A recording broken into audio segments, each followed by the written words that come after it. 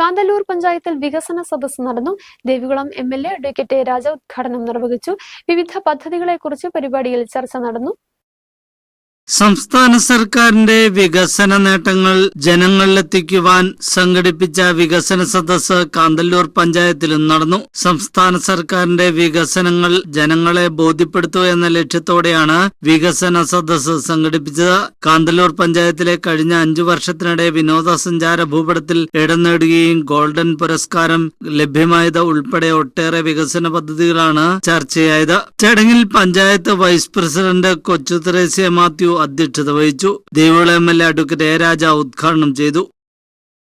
இந்த பஞ்சாயத்து ഭരണസമിതിയാൽ முடிந்திருக்கிறது என்கின்ற விஷயத்தை பெருமையாக உங்களிடம் சொல்ல முடியும்.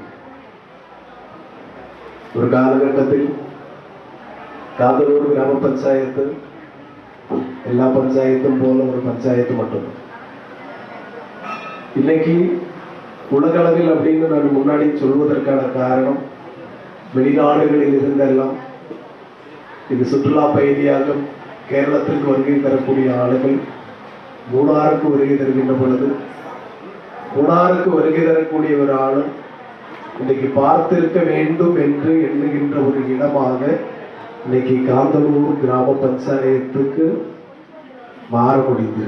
കാന്തല്ലൂർ പഞ്ചായത്തിലെ കാർഷിക മേഖലയെ ഉന്നമനത്തിലേക്ക് നയിക്കും പയസ് നഗർ കാന്തല്ലൂർ റോഡിന് നവീകരണത്തിനായി 9 കോടി രൂപയുടെ അനുമതി എന്നിവയുൾപ്പെടെയുള്ള പദ്ധതികളെക്കുറിച്ചും ചർച്ച ചെയ്തു. കാന്തല്ലൂർ VFPCK ഹാളിലാണ് സദസ്സ് സംഘടിപ്പിച്ചത്. മുൻ പഞ്ചായത്ത് പ്രസിഡന്റും ഇപ്പോൾ പഞ്ചായത്ത് അംഗവുമായ PT Mohandas, SR Manikandan, KR Subramanian എന്നിവർ സംസാരിച്ചു. പഞ്ചായത്ത് അംഗങ്ങളായ Karthiyayani, Meena Ramesh, panchayat secretary Vimal K Wilson തുടങ്ങിയവർ സംസാരിച്ചു. News bureau Marayur.